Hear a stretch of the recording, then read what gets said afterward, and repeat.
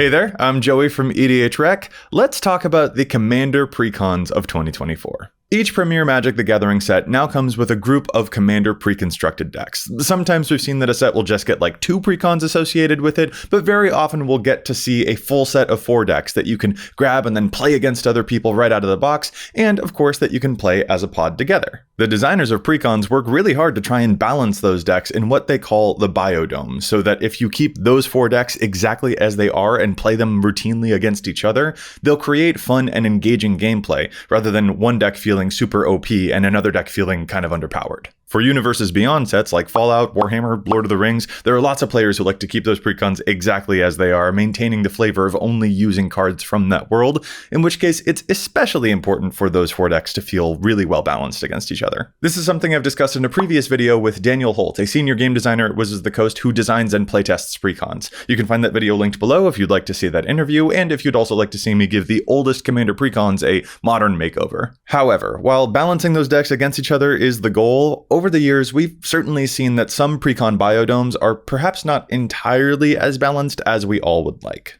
I think last year, 2023, had 2 of the strongest examples of this. The Doctor Who precons contained lots of flavor, but if you've played them against each other, you've probably experienced how much the villains deck really seems to control that game space. Its abundance of removal spells keeping the other decks in check, and its synergies coming together a lot more directly than its opposition tends to. And the Lord of the Rings decks are, of course, awesome, but right out of the box playing them against each other, that elf deck is kind of a mess compared to the others. I think we've all had examples of this, right? Back in 2019, I played 6 games with that year's precon set, and I played the Savine deck each time, and I sincerely could not lose a single game. Savine's high defense and control capabilities worked out really well in that biodome, where 2 of the other 3 decks were kinda soft on their endgame punching power right out of the box. Or when I played the Ikoria precons with friends, that Cathrall deck really seemed to have it in the bag every time, since most of the removal in those precons mostly came in the form of impetus style cards, rather than permanently solving the problem that Cathrall could pose. But I digress. The point is, balancing precons is extremely difficult work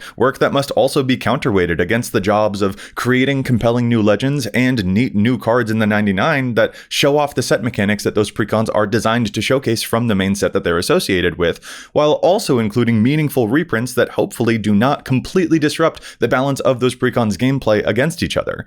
That's hard work. Nothing but respect to the designers fighting that good fight. In this video, I'd just like to examine the precon pods of 2024. Basically, how did they do this year? How was their gameplay? How did it tend to look? Which decks tend to be favored, and which ones had the biggest uphill battles to climb against their other podmates? If you had to place a bet on which of those 4 decks wins that game, where would you bet, and why? I think this is especially interesting because sometimes the most powerful commander, the one that has the highest potential ceiling, is different than the most powerful precon right out of the box. Playing these decks against each other is one thing, but a deck that might be underpowered in that environment could still have a commander that is totally cracked in the wider world of EDH.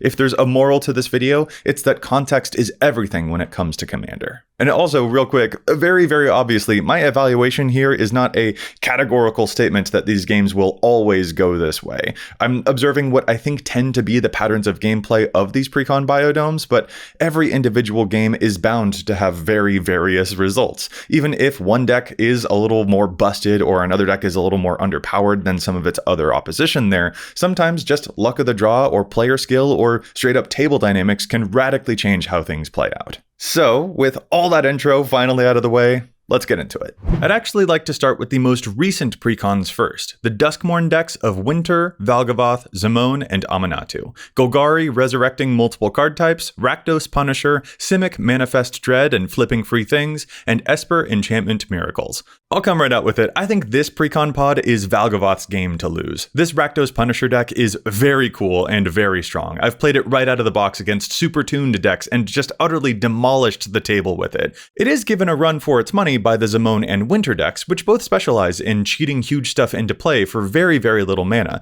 and that adds quite a lot of pressure and punchiness to this precon environment. Though, as much as I personally like Winter as a commander, I have to admit the real contest comes down to Zamon's huge creatures creatures versus Valgavoth's endless parade of punishment and voracious card velocity.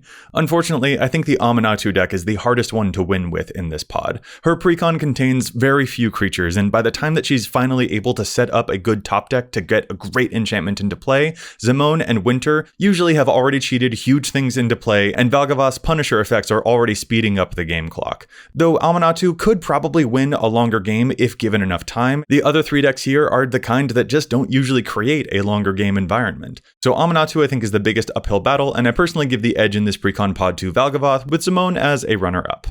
Next is Bloomborough. Here we had Bello, Zinnia, Miss Bumbleflower, and Hazel. Gruul, Enchantment and Artifact beatdowns, Jeskai, Offspring and tokens, Bant Politics and Group Hug, and finally Golgari Squirrels foraging food tokens. I overall think this pod is more balanced than Duskmourn's precons, though I'm sorry to say that the games I've played, witnessed, and the gameplay I've watched online rarely seem to end up with Zinnia in the final two. The Jeskai Family Matters Offspring deck is super cool, and I think it has the most upgrade potential and the most interesting possible future build paths. Copying cool ETB abilities and manipulating those extra tokens, all that can be devastating, but I haven't seen it produce the same level of wily power that the other precons produce in this precon environment. I think the Hazel deck list ends up looking the most cohesive at a glance when you're just browsing through that list, but I'm not crazy about her precon the way I usually am for Golgari Aristocrat nonsense. The different types of tokens that she plays with make me feel like she's at the biggest risk of drawing the, quote, wrong half of her deck, where for instance you might have a squirrel payoff card in your hand, but you've only been able to produce like spider or food tokens thus far in the game. By contrast, at first glance, the deck lists of Bello and Bumbleflower are the hardest to grok, and don't look all that cohesive when you're just browsing their lists. Bumbleflower is certainly a harder deck for a newer player to get a proper hold of, but if you've seen those decks properly in action, then you probably know how astonishing they can actually get. Bumbleflower has a lot of control capabilities, and what's especially interesting and what makes her so dangerous is her variety of win conditions, from flying beats to simply draining by drawing, or multiple alt win cons that are frankly not all that difficult for her deck to pull off, even when it's just the precon right out of the box. I clearly have a soft spot for Bumbleflower, but that said, I think Bello of the Brambles is bonkers. The precon does a bunch of big ramp into big spells, and many of those cards that you'll play may look a little meh to your opponents until they're all suddenly creatures, until they're indestructibly double power, double damage, double striking everybody, and subsequently drawing a whole new grip of cards for that scrappy raccoon. The Rolling Hamsphere is especially nutty if you manage to stick it in play. I personally find that Bello's resilience to board clears is an especially strong asset here, a play pattern that may be familiar to any vehicles players out there, where even if opponents try to clean up the board, once the dust settles, you still can play your commander and then attack them with a surprise animated army that is often a lot more powerful than people expect. Bello's really cool because it makes you look at entire swathes of cards in a whole new light, and thankfully for him, his precon isn't just cool, it's also quite powerful. By the way, if you'd like to make this little raccoon happy, consider clicking the YouTube buttons for good luck. Come to think of it actually, do you think that YouTube button counts as an artifact with mana value of 4 or more? Is Bello gonna animate that too? I mean, I wouldn't put it past him, he's kind of a rascal that way. Moving further back in time, this year also gave us the Modern Horizons 3 decks of Satya, Ulalek, Disa, and Omo. Jeskai Energy, 5-color, but also colorless Eldrazi Matters, the Jund Tarmogoyf dot deck, and Simic Land Types Matters, evoking the modern Tron archetype. It's still absolutely wild that they gave Modern Horizons a set of commander precons where the cards aren't even usable in Modern. My brain still hurts thinking about it. But even so, these decks were honestly pretty inventive, and I personally find that the Omo and Eldrazi decks are the most dangerous of the four. Ulalek copying a spell and its trigger on cast will radically change a battlefield. It's just a hyper-concentrated dose of Eldrazi that I think is frankly quite hard to keep up with.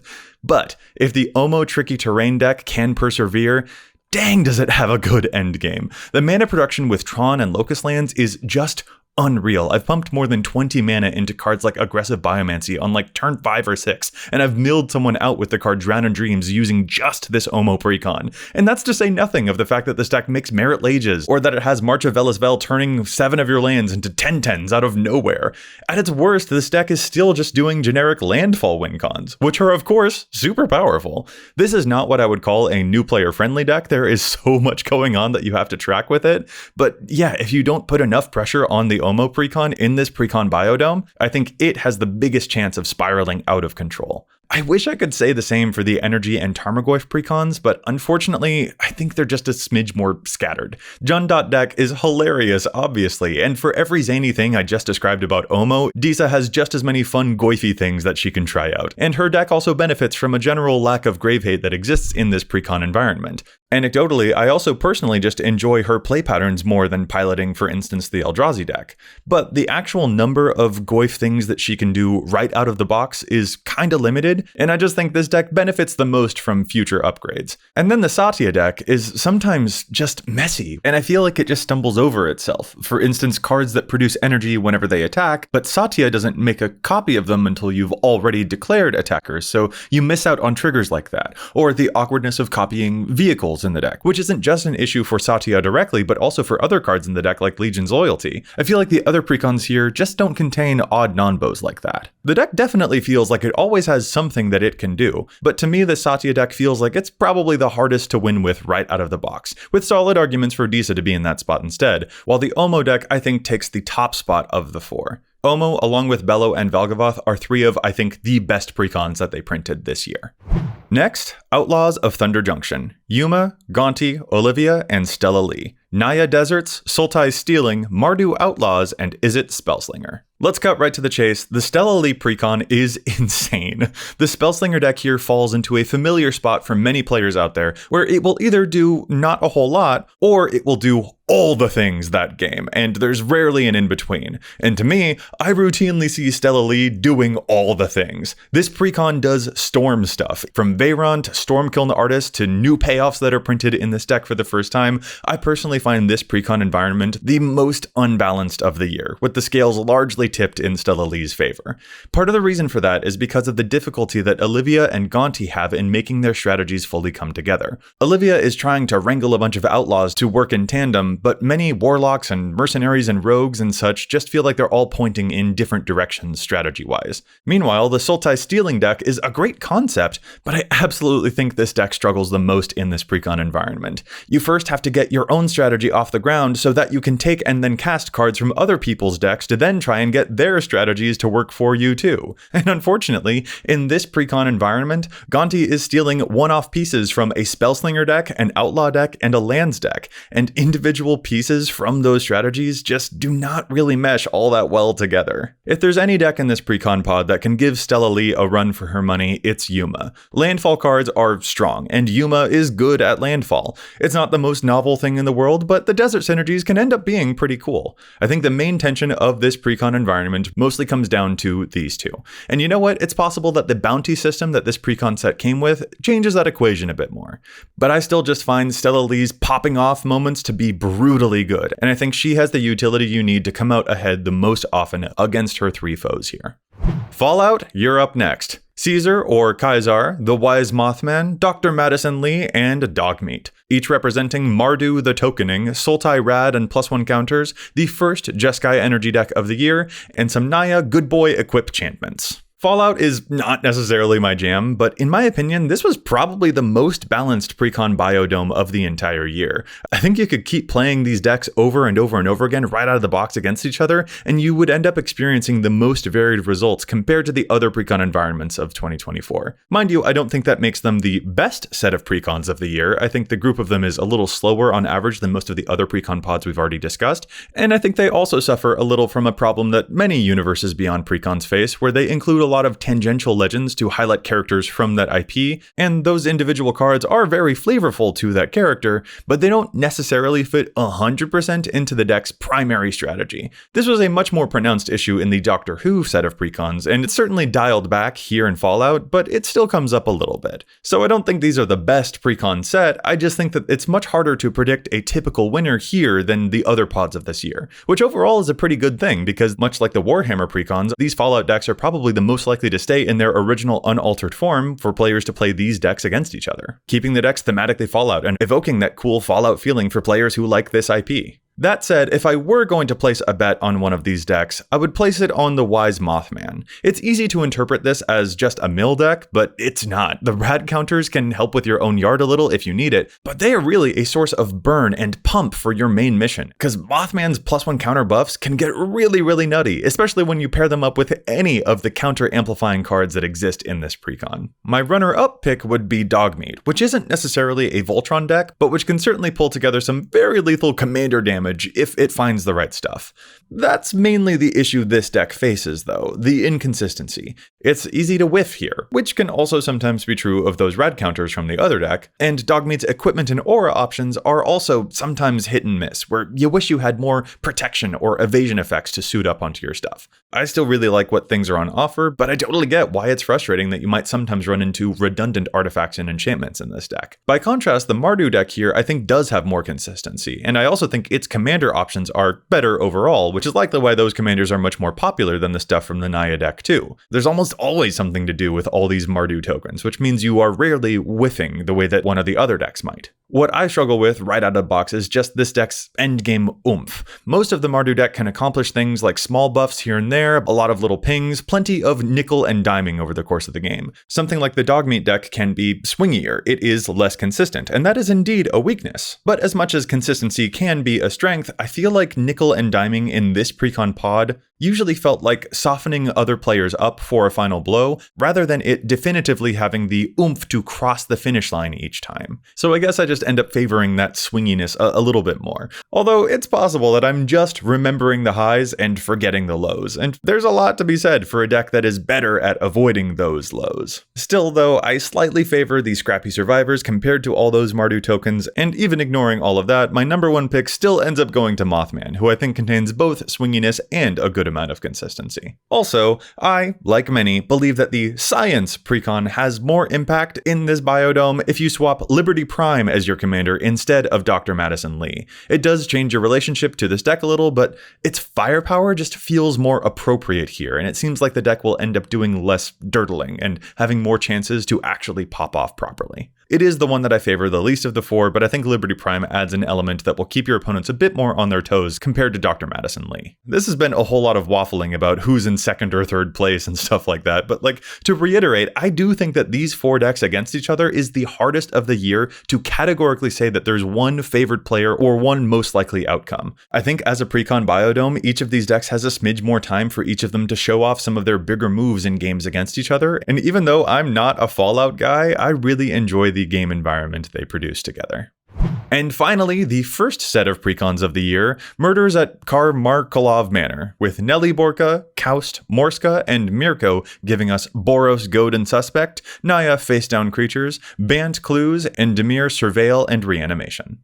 Nelly Borka, the Blame Game Goad deck, is obviously the primary engine of the gameplay dynamics that emerge here, forcing things to move forward, as Goad often does. I actually find the Nelly Borka deck to be the most fun. It's my favorite of these four in terms of gameplay, and I think it has the most room to do clever or surprising plays. However, I don't tend to find that it or the Kaust deck have the firepower to consistently craft an aggressive environment that would put the other two completely off their game. And the reason I think the Kaust deck struggles the most here is because it has the least support for its strategy compared to the others. Some disguise cards are quite cool, actually, but it's a very parasitic mechanic, and there's not a lot of other face-down stuff that it was able to draw from to fill in the gaps of this deck, so to speak, since most of the face-down strategies in the past have been in Sultai rather than in Naya. By contrast, both Morska and Mirko's precons feel favored the longer the game goes, with Mirko resurrecting tons of wild stuff out from the graveyard. I love that type of staying power for sure, and of course, I love Reanimator, so it probably sounded blasphemous that I said Nelly's Goad deck was my favorite of these four, but I think mostly that's because of the Goad deck having so much novelty to it. Even then though, just in terms of doing powerful stuff, the Surveil deck doesn't need to reinvent the wheel or anything, it's quite good where it's at. These reanimation targets are just downright awesome. Now, as much as I've been talking each of those up, I actually think the Clue precon's a little stronger in this biodome. Clue decks can honestly just be wild. The commander is straightforward, of course, but the clues just build and build and build up in the ways that we've all learned that Clue decks are good at doing. I mean, this deck does Academy Manufacture things, and then a sudden Tangle Trove or Knowledge as Power will make your battlefield run amok. And in some cases, the win conditions of this deck even manage to be immune to things that other other decks are up to. For instance, not feeling quite as susceptible to a whole bunch of removal and goad when you're suddenly animating your clues from out of nowhere. As an interesting final point here though, I think Morska's Precon is favored of these four within the context of this Precon environment, but if I were to pick one of these four to play in just any random pot of players with their own commander decks, I think in that context, Mirko's the strongest right out of the box. Morska's a great deck, it has tons of room for upgrades, but it's a little lighter on pinpoint removal spells in a way that I think makes it a little tougher right out of the box when you're in an unknown game environment, even though that specific quality doesn't feel like quite as much of a drawback when you're in the Precon biodome. Meanwhile, Mirko has a great number of straightforward reanimation spells and graveyard fillers, and the things that it can get back feel very flexible in their ability to better respond to an unknown table. I think that's an important final point to keep in mind. Just because a starting deck might be great in a Precon environment doesn't mean it's the strongest deck in other unknown contexts. After all, when I played the 2019 Precons against each other, I could not lose a game with that Savine deck, but I certainly wouldn't call it the strongest of those four. As stated at the beginning of the video, context really is key. So, those are my evaluations of how each of this year's set of 4 Commander Precon pods play against each other, and how I think they went.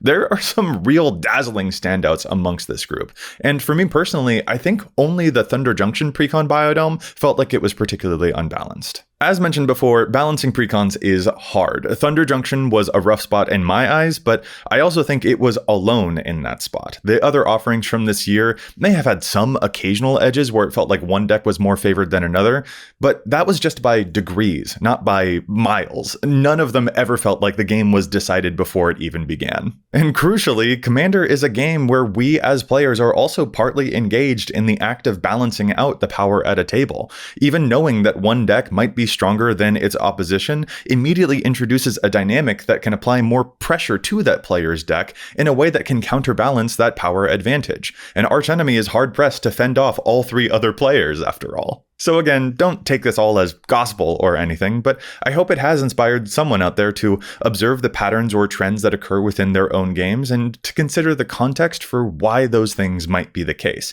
and to think about the various things that can go into balancing things out during a game. Those are my aggregated experiences playing with and observing the gameplay of this year's Precons, though I'm certain that many of you out there will have a totally different take on which Precon you felt was the strongest or weakest within its original pod. Let me know which decks you think were the most favored this year. Let me know also if you'd like to see videos like this for other years of Precons. Thanks so much for watching. Don't forget to click the button for good luck, and until next time, remember, EDH wreck your deck before you wreck your deck.